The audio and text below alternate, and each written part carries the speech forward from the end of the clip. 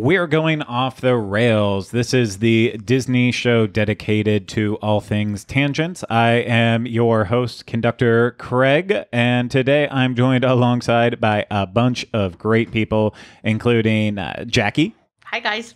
And Rhino. Hello. And Denny. Hey there. Hello. Before we get started, I just need to remind you that this is brought to you by Dreams Unlimited Travel. If you like our content, you want to support us, please consider booking your next vacation through Dreams Unlimited Travel. It costs you no extra money, and you get that world-class level of support from Dreams Unlimited Travel's agents. So get a free no-obligation quote today at dreamsunlimitedtravel.com. Also, please make sure, if you're watching this on YouTube, to hit the thumbs up, subscribe to the channel, leave comments, questions, and video suggestions in the comment section below. And if you're listening to this, please make sure to subscribe to Off the Rails wherever you're listening. And also make sure that you leave us a 5-star rating and review if you're listening through Apple Podcasts specifically. And now let's get on with the show. We have a fun one for you. This was a suggestion by... I did not write your name down, so I'm not even going to pretend like I can try to remember it. But it's a fun one. A question that I posed to the team, and they all just stared blankly right back at me when I posed it. And I think after like 2 seconds of really thinking about it, we started to come up with answers. So here's the question, because I'm leaving you on the edge of your seats the entire time with it.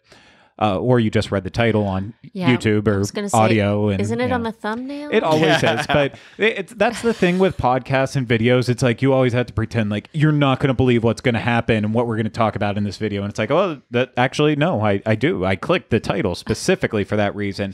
We're today, we're asking the question, what attractions have we fell out of love with at Walt Disney World? And I'm going to go ahead and kick it off right away. I know Rhino's going to jump in on mine too. The first thing that came to mind when I thought about this, it was immediate, and that's Pirates of the Caribbean.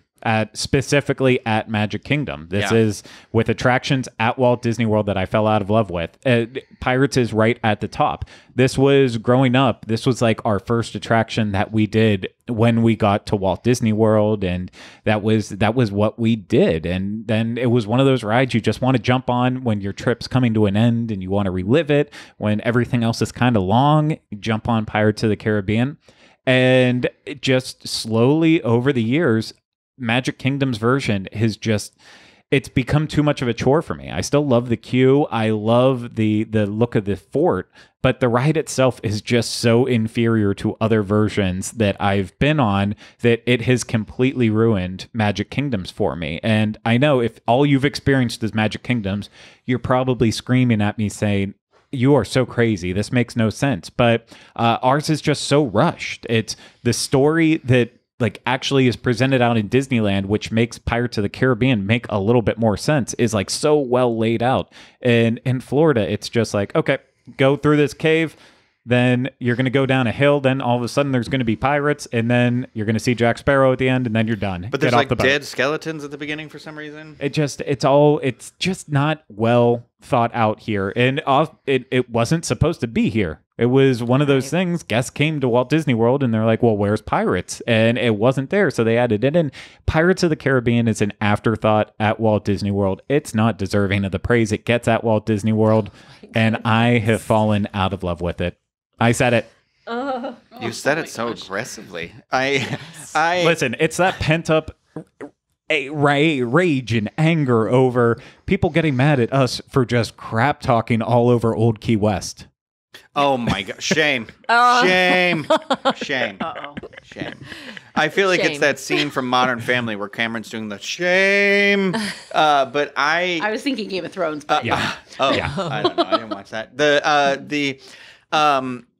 I agree. Like that was the one. Like literally, I said it out loud, and then you agreed because I was like, "Oh, no one in this room's gonna like what I say pirates," and you were like, "I was gonna say," and I'm like, it's just one where I'm trying to think.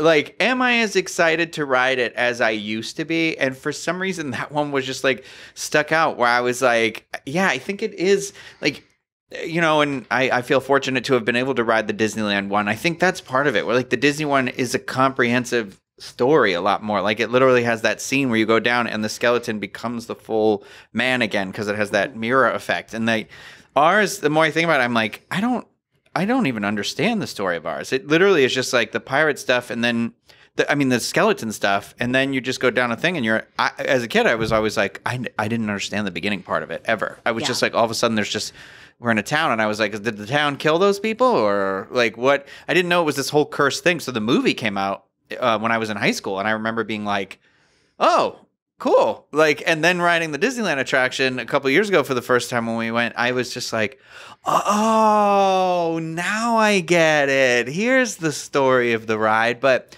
even beyond that, I don't know what it is. It's just something about like, I don't know. The one here is just not even like, I mean, it's just not exciting for me anymore. Not, I don't know. I don't mean to be rude. Yeah, I feel the same way about Pirates too. I know, because it's just not the same. It's not the same. If you've ridden the Disneyland one before you've ridden the one at Magic Kingdom, that's the only way that I feel like that you can really understand what the biggest thing. Yeah. Like, there's hardly a queue at Disneyland, first of all. Yeah, it's like a mall. It feels like an after mall. Something like that's like it's not. But the queue here at Magic Kingdom is kind of fabulous. Yeah. I mean, the queue is fun, and the thing is there's the left one and the right one, and they're different, and so that makes it really cool to me. But like the ride itself, I never thought about it the way you guys described it with the storyline and because it doesn't make as much sense, and you're not following it. And I feel like if they're gonna put it here, then it needs to make sense like it does. Well, I do want to preface this. My cousin has been to Disney World twice. He came once when he graduated high school. That was like 2012, I think, or 2011. And then he came again like a year or two ago. And they went, and I took them to Magic Kingdom. And so he didn't really remember anything that he had done before. And at the end of the day, I was on a bunch of rides, and I left because I was working. And I asked him, texted him, I'm like, okay, what ended up being your favorite? And he said Pirates of the Caribbean, and they rode it 3 times. So my question was always how's that going to translate to a kid nowadays or something like that? So there is something about it where people do still love it. I'm just saying I don't have that. I don't know. It's maybe just an ebb and flow sort of a thing. We'll let Denny vent in just a couple seconds, because I know she's on the edge of her seat with this. Though the one thing I'll say that the internet has taught me specifically in the past year is that people don't care about story. They look at this and they say, these are theme parks. They're supposed to be about fun. Did you have fun? That's all that matters.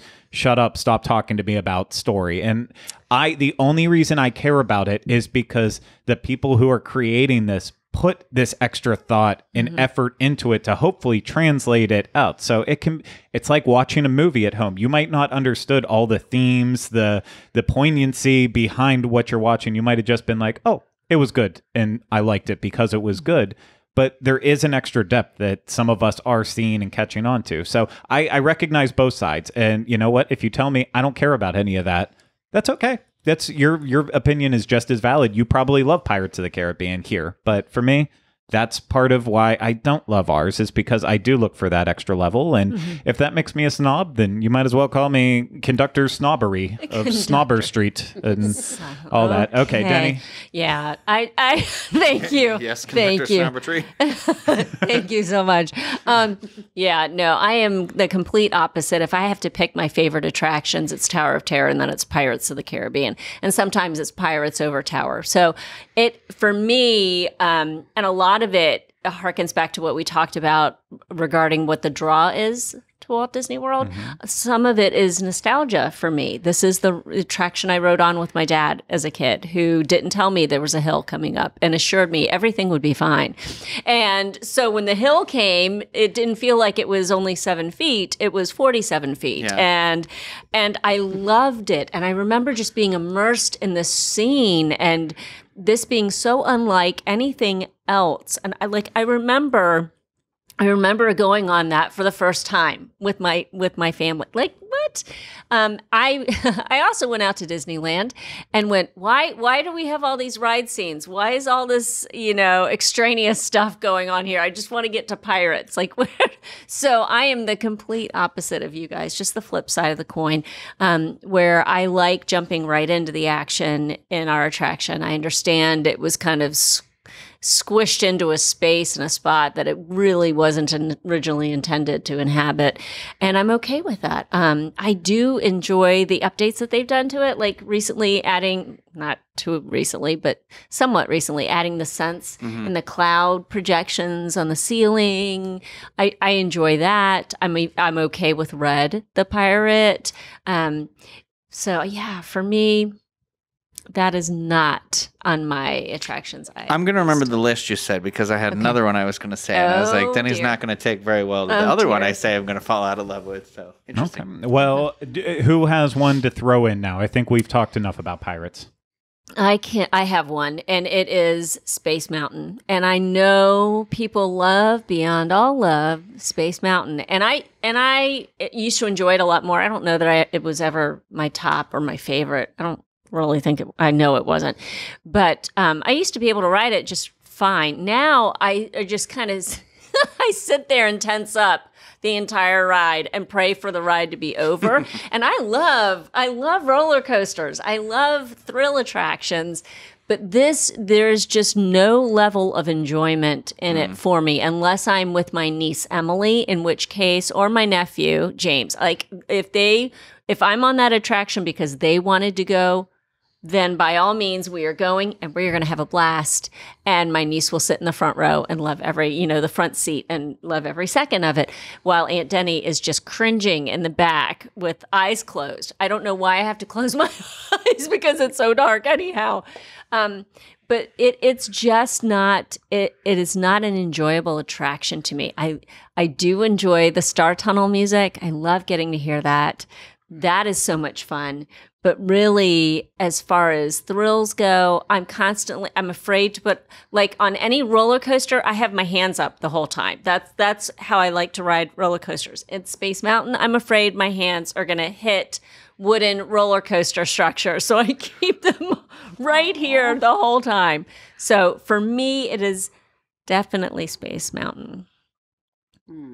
I'm actually right there with you too. I didn't know if anyone else was. It looked like Rhino was for a second. It's like I don't know that I was ever in love. Like it was it was just one of those like I don't hate it, I don't love it. I feel that same way. Okay. I think how you described it as being like this. How much of it do you enjoy? And I think we've gotten to the point where how smooth.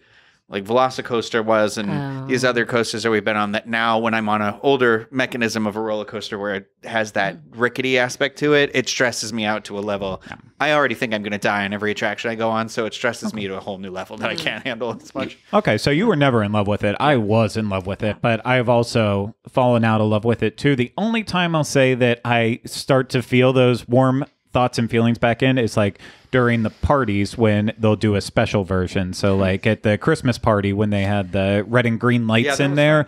I know that's not Space Mountain then, but it made the attraction feel like something more. As you know, I my nostalgic lens of it is I want to see the chocolate chip cookie asteroids up on the wall. I want I want that experience. Now it's just so dark, and I don't love the music that they chose for it to hear in the background. It just feels like it stripped away a lot of what used to make Space Mountain a lot better. And that's just for me though. But yeah, I have started to fall out of love with it over the years. I'm all out of love. So lost. Oh, I have lots more love to give. I will give more love. But Jackie, do you have any that are jumping out? I do. So Autopia.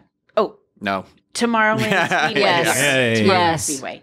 That's mine. So Tomorrowland Speedway was something that I couldn't wait to ride with our kids, and loved every minute of it. Just loved it. You know, they'd get their little driver's licenses, and it was just fun. And then all of a sudden, one trip we went on it, and I was like, this ride isn't doing anything for me. Like, at all. Like, it was that then that that the smells of the vehicles started to really bug me. And it's when something about an attraction bugs me, all of a sudden I know that I just need to be done with that ride, because usually I'm the kind of a person who doesn't get bothered, but I don't even notice like things that are very obvious to a lot of people. If it's a negative thing, it's almost like I don't even see it. And so with that particular attraction, the smell never even really fazed me, but then all of a sudden it started to, and I was like, I could kind of live without that. So then as the kids got a little bit older, we would just let them go ride it. My husband and I would get a cup of coffee and sit down on the benches and just chill out, and we do the same thing with Space Mountain too. Speaking of Tomorrowland, we just, it's, there was a day that we loved it. It's different from the one at Disneyland. So it's quite different, actually. I feel like because there it's side by side and it's smoother too, and everything. It's very different. Yeah, and I feel like you can see more. Yeah, well, they have projections they do inside of theirs on the screen sometimes and everything, and theirs I love. Yeah, right with theirs. Yeah. Mm-hmm. So it's been so many years since I've been on the one at Disneyland, but yeah. So definitely the Tomorrowland Speedway. Okay. I think if I had to throw another one in, it's weird because it wasn't like I was in love with it, but I did have this moment. There was just like, I was so afraid to do it. Then I did it, and then it was like, oh my God, I'm going to do it again. I'm not in love with Everest. Like, I think the last time I went on it, I felt more sick than I've ever felt doing it. And I think the backwards part does something to my head now that I don't. It's gotten to that point where I'm like, this is probably just getting older, or I got hurt again. So I don't know if that had something to do where it messed up my like equilibrium in my head even more than it already was. So it was like, I remember the last time I went on it being like, oh, I don't enjoy this experience where it like pushes my skull down a little bit. And I was like, because I was going to say Rock and Roller Coaster, but the more I sat and thought as you guys were talking, the more I'm like, I don't know. That still has that special place where like, that's the first upside down roller coaster I ever did. Aww. And like, I just haven't done it in so long, but also like, maybe that makes me feel a little dizzy, but I remember the last time I did Everest where I was like, is this the last time I'm ever going to do this ride? Like, I'm on that verge of not being able to do it unless I specifically took a Dramamine, but I also don't think I want to take Dramamine just to do Everest because it's not worth it for me in that aspect. But I'm saying that for a personal thing. I'm not saying that attraction is something to fall out of love with or anything like that. I'm just saying that is the span of my body and the life that I've had with it. Because when I first did it, I was like, I'm so brave. I did that. I lived here for like 2 years before I did that thing, So like it was, I still have that fond memory, but I think I have that fonder memory for Rock and Roller Coaster, which is the one I was originally going to say. So that's so funny now. Oh. It's like therapy. Theme park therapy is what we're having. It is. Yes. It is. This is a safe space. Yeah.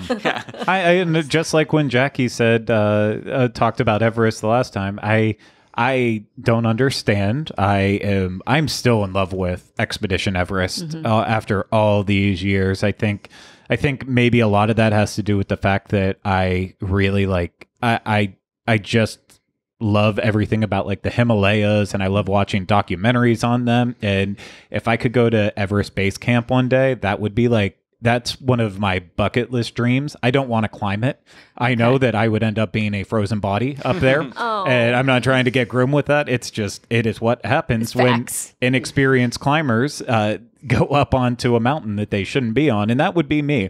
So I'd be happy just going up to base camp where I'm like breathing heavily and still in major duress, but at least being like, well, I'm here, I'm in the zone. But just something about that ride. For me, it almost feels like every time, like, no, there is a Yeti who is chasing us, and he's going to get us and come after us. And the magic is still there with me in Everest. Yeah, I agree completely, Craig. I adore Everest. Listen, as a local, you get to do crazy things like pick up your kids from school and on April 22nd and head straight to Animal Kingdom simply to ride Everest on Animal Kingdom's birthday. Like, been there and done that. Oh. And my kiddo Andy and I have that memory, and you get to do fun things like that. But even even now, like this past year, I want to be in Animal Kingdom on April 22nd, and I want to ride Everest because it just feels like I'm wishing the park a happy birthday. Everything from years and years and years ago, from the moment that I saw the picture, I connected the dots with the theming and the story. So not so much the thrills. I love the thrills. I love going on Everest and being reminded that there is a legit thrill ride here. Oh, yeah. Okay, because yes, if you love thrill rides, maybe Universal you're only coming for thrills. Universal is more your speed.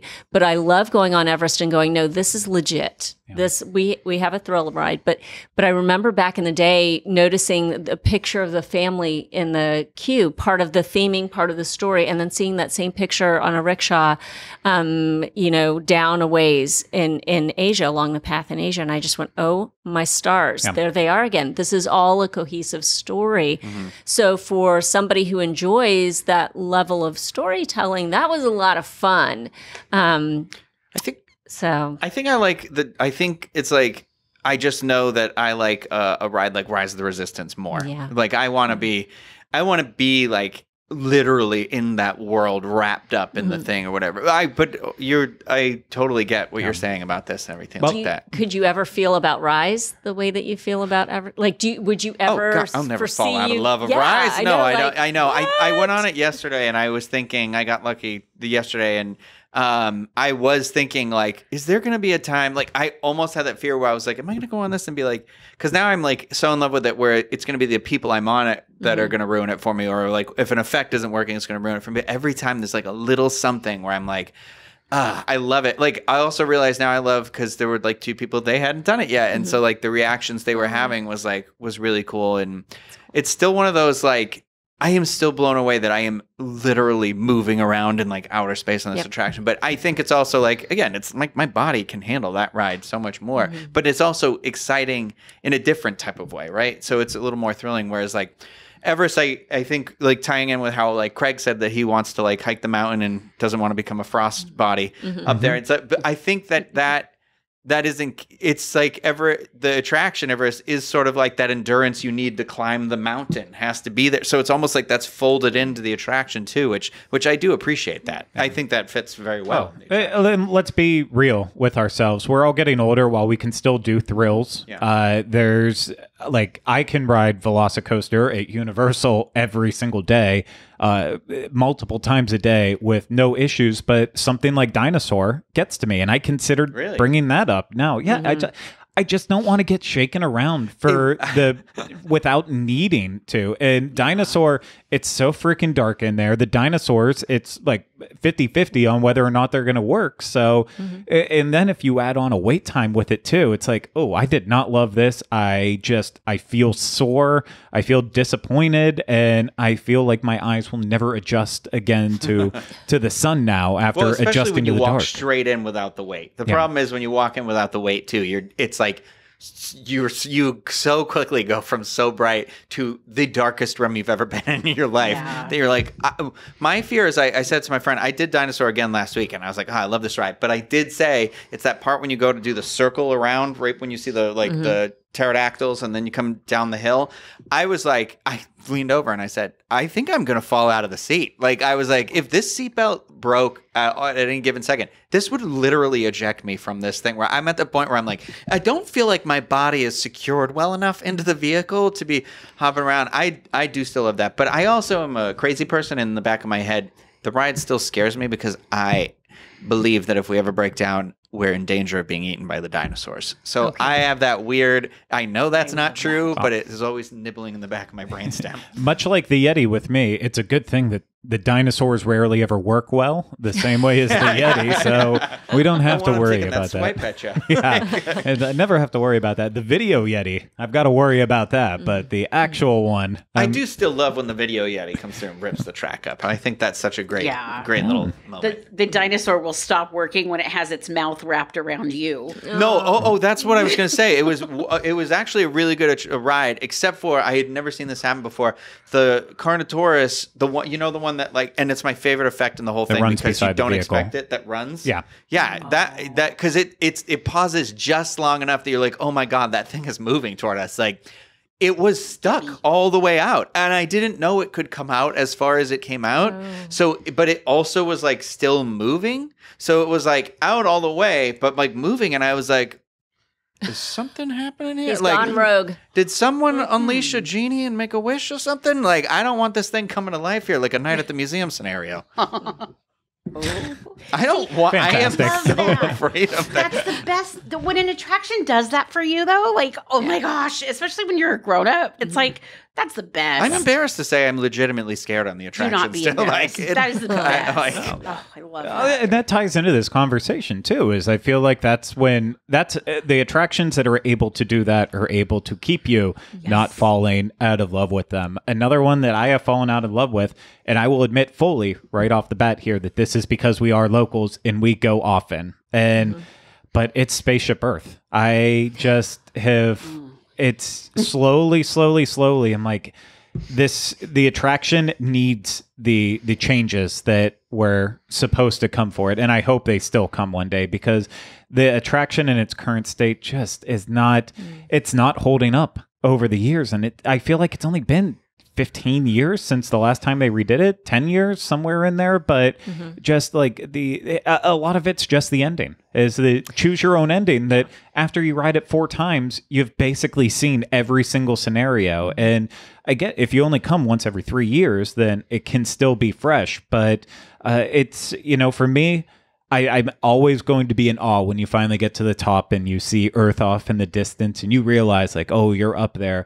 I love seeing the guy toiling away on his computer in the garage and That in guy, the Steve science Jobs? center. And Steve. it Woz or it would Jobs. probably be Yeah. more Woz than Jobs. Let's be real. He was the idea guy. Woz did a lot of the hands-on work Yeah, with but that. who was on the Disney board?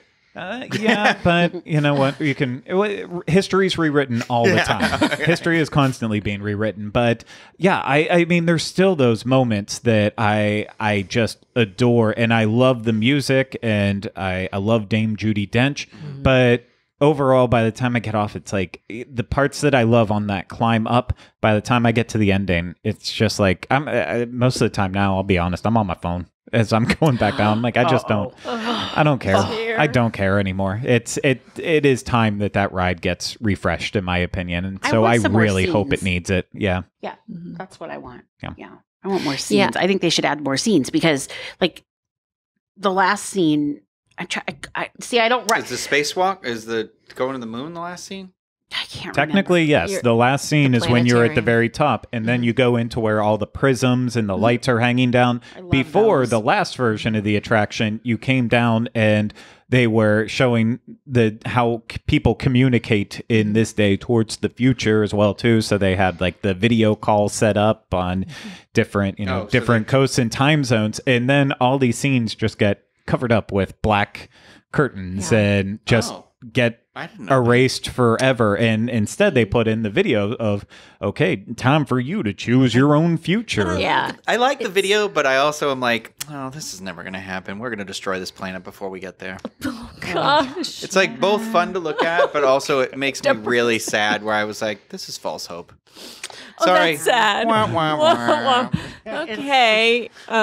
Yeah, no, I agree with you. I agree, Jackie, with what, not Rhino. Destruction is imminent. No, yes. I would like for the second half to look more like the first. I would like for it to be one cohesive experience. It's still a must-do for me. It was a must-do when I was traveling down here. It's a must-do as a local. Maybe not as frequent as it used to be, but I still enjoy it. I don't enjoy when they have the lights too low at that first scene where you can't actually see the woolly mammoth. Oh, yeah. That drives me nuts when they've Doesn't with it the do this lights weird too- thing, too, where you're like... Is it my eyes? Yeah, you're like, Uh, should I see the doctor? am Like, I aging too quickly? Yeah, yeah. What's going on? But yeah, no, clearly it's sometimes they've got the lights up where they need to be and then others they don't. But I would love to have some animatronics. I know space is really limited on the Descent, but I'd love to have a little hint here and there that kind of ties it in, because I can't get enough of the first half of that attraction. I just sit there and I pore over all of the animatronics and all of the details, and I have my favorite ones in that attraction. Same here, yeah. But that Descent back down, I mean, Craig, yeah, you kind of have seen them all. I know it's you do when you go too often, and you know what? I think we know it's going to look different after it gets its changes, as long as they're still in the budget and they're going to happen and they're going to infuse Disney into it. And I think that's awesome because let's be real, Disney, the ride is about communication, and Disney has probably taught a lot of people to communicate. The way you hear people saying like, "Oh, I learned how to speak this language because I was constantly listening to the music from that country." And so I know Disney out there has probably taught some people how to communicate with other people as well too. So I think Disney is a good part of the communication story, and I'm really looking forward to seeing what they do with it when they do it, because to me, just with the ending, it needs something. It really needs something. Yep. But anyone have anything else? Hollywood Studios, oddly enough, not on this list for anyone. Because they leveled the stuff to fall out of love with. They were like, no one likes the backlot tour and Lights, Motors, Action. See ya. Like, Streets of America. I mean, I liked LMA. I did. Yeah, I did. I had a nightmare about it the other day. I still have dreams about it. It's so weird. Oh. It's like, I don't know if I need therapy. Obviously I do, but like I have reoccurring dreams about the attraction. It was specifically Lights, Motors, Action the other day, but then I've had them about the backlot tour. I can understand the nostalgia tour of them. I'm always just horsing around, but that's why most of the parks new at this point. Now the one thing that's really so I'm not going to say Muppet Vision 3D because I am still in love with that show. I will watch it all the time. But one that I am out of love with is Star Tours, and that comes from such a huge Star Tours fan, but. I don't know. I think I'm ready for the fact that, they updated the scenes with the new movies that came out. I'm ready for an even bigger change up, because once it always goes back then to the original, not the original form of the attraction, but the core scenes that when it became the Adventures Continue, once they get those back in there too much, I feel like every freaking time I get on that attraction, I end up at the end in Coruscant, and I don't Coruscant. I don't want to go to Coruscant. I don't care about it. I make it not a surprise at all. I hate episode 2. So when I have to end Star Tours every single time in episode 2, it's just like it's aggravating. Yeah, it's aggravating. And I just feel like maybe it's my bad luck on it, but I don't know. It always happens to me. And I go in with such high hopes, and then it always just, I finish and I'm like, it'll be a while longer before I do that again. Have you ever been chosen as the spy? I've only been chosen as the Rebel Spy once, and it was on the day that it officially opened back up as the Adventures Continue. Oh, that's fun. That's cool. Yeah, my friends and I, we went and rode all day. Like, we just kept constantly getting in line, and until all of us got to be the Rebel Spy at one point in time. It was quite a chore, especially because, there was also while Star Wars weekends was still a thing at the parks too. So it was like, well, you want to meet characters, but then I want to be the Rebel Spy. How can you do it all in one day? How? But yeah. And I want to see Darth Vader dance to Oops, I Did It Again. I was never a fan of Hyperspace Hoopla. Oh, really? Yeah. I didn't get it. I'm weird about music. So then it's like, with all these songs that the characters are dancing to, it just, I never been to understood a it. show. I tell you. I have been to one. And I understood that, but I never understood Hyperspace Hoopla. And so when I found it on YouTube, like after all the years later, and see like, oh, some of these people, like Attractions Magazine has 30 million views on Hyperspace Hoopla. Who is watching this so yeah, many times? it is a cult favorite. Yeah, I just never got it. You didn't like Lobot? Was that what it is? Lobot is the DJ, wasn't your thing. I'm never really a fan of DJs at Walt Disney. This is becoming things that Craig hates, Yes, and I don't it want is. it to just be don't throw me under the bus here. But I've started to change my thoughts on DJ Elliott. I'm starting to get a little bit happier in terms of his music, probably because I haven't heard him in so long. It has been a while. The heart is growing fonder towards his mixes. But there for a while when they did. Do you remember the Frozen limited time summer show that they did, like 2014 Yes. or 2015? Yes. Like when he Yes. was out on the stage, like it felt like every single night All the at time. Hollywood Studios, and it would be the dance party for hours, and then finally the fireworks. Like enough of DJs at Hollywood Studios, and thank goodness it hasn't been back around now for years and years and years and years and years. Much to my my gosh. ears. That's so funny because it's like I don't have, like I have my favorites and then I have my, that's okay. But I don't really, the Speedway is the only one that I ever used to love and could really live without now. It's really but I don't want it to go away though. Like I still want it to be there because it feels like it needs to be there. That's called hoarding.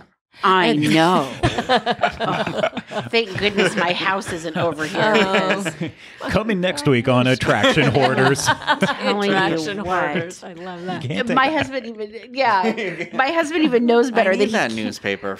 Oh my gosh! Yes, from Any Disney 1995. things I can't. He can't throw it away if it's. Yeah. I don't know. For me, Star Tours is not on my. I still love Star Tours. I love sitting there. I get it. I get it. I get it. I do. I didn't say that yet this episode. Okay, that was Craig, not me. But I do enjoy. I do enjoy Star No, Tours.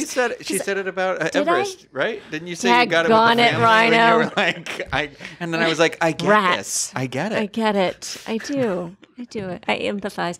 But I remember the first time going on it after the adventures continue, and the divider, moves, and there's C-3PO sitting right there. I do love that. I lost it. I Yeah. could not. I was just geeking out the fact that I was so close to C-3PO. Yeah.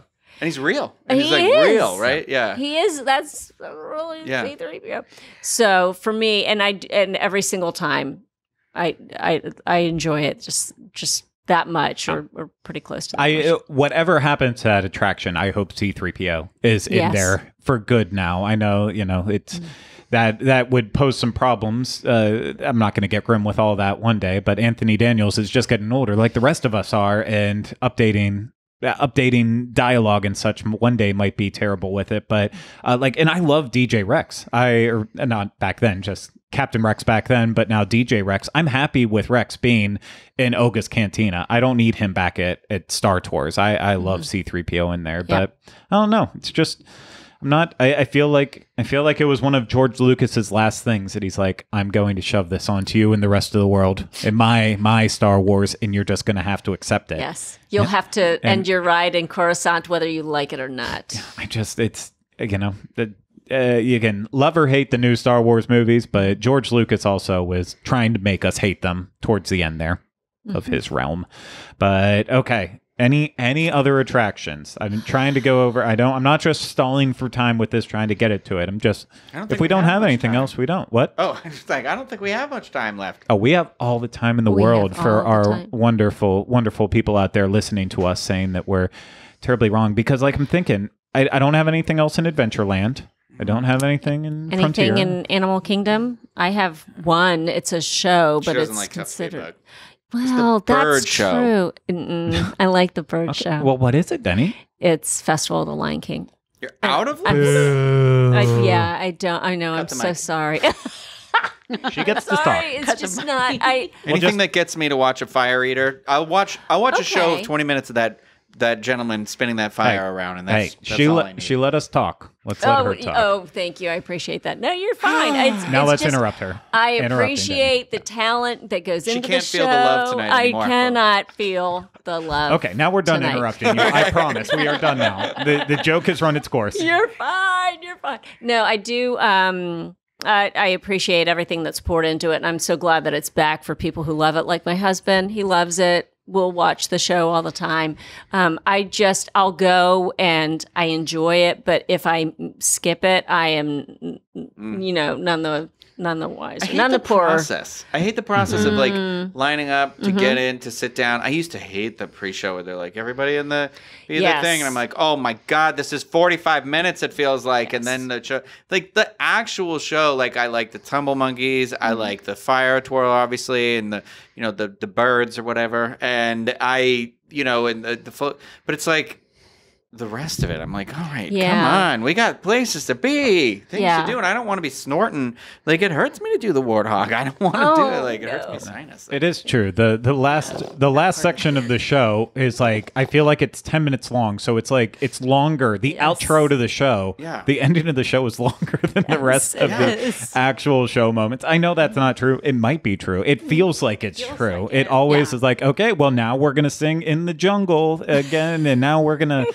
We got to circle it around back to Circle of Life one more time. It wasn't good enough just the first time or the second time. We got to hear it again. Has anybody wondered why is it the Mufasa character that's singing the Be Prepared?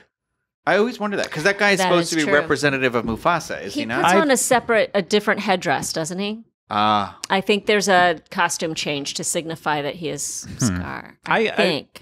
I always just took it as that it was kind of a breakdown more of the characterization. So you have the older, wiser character, then you have the two young lovebirds, and then you have the older, stronger female as well too, and and so that's kind of how I always took it with that. So, and of course he's going to sing it, because then you want if you see Lion King on Broadway, you have Rafiki sings Circle of Life, and Rafiki's played by usually a female. I've never seen a male play Rafiki, so it kind of all fits in. It's like a blend of what we know from the movie, but also a little bit of Broadway, also its own original thing. So I can give it a little bit more leeway, but I understand where you're coming from, Rhino. I get it. Do you get it? I get it. Yeah. I think for me, the reason I haven't fallen out of love with it is I still like, that was the movie of when I was 7 years old. It was Lion King. You saw it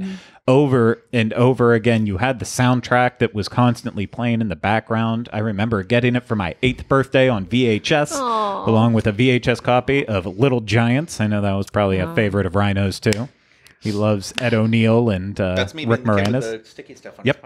Okay. Good reference. Good reference. But yeah, I don't know. So it's, as soon as I hear Lion King music, it doesn't matter. It doesn't matter what else happens. It's that feeling of being a kid again. That's cool. Aww.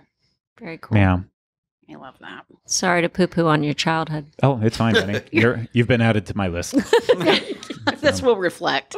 Yeah, it's a bad list to be on, but okay, we're going back on the rails, and we are going to wrap up this conversation because we have nothing else to say. So if you want to support us because you enjoyed this episode, once again, get a free no obligation quote today at dreamsunlimitedtravel.com. Make sure to hit the thumbs up on this video. If you're watching it on YouTube, subscribe to the channel, leave those comments, questions, and video suggestions in the comment section below. If you're listening to this, please make sure to subscribe wherever you listen to podcasts, and then leave us 5-star ratings and reviews if you listen through Apple Podcasts. But that's it for this week's Off the Rails. We hope you enjoyed it. We'll see you again real soon with another one. Take care. Bye-bye.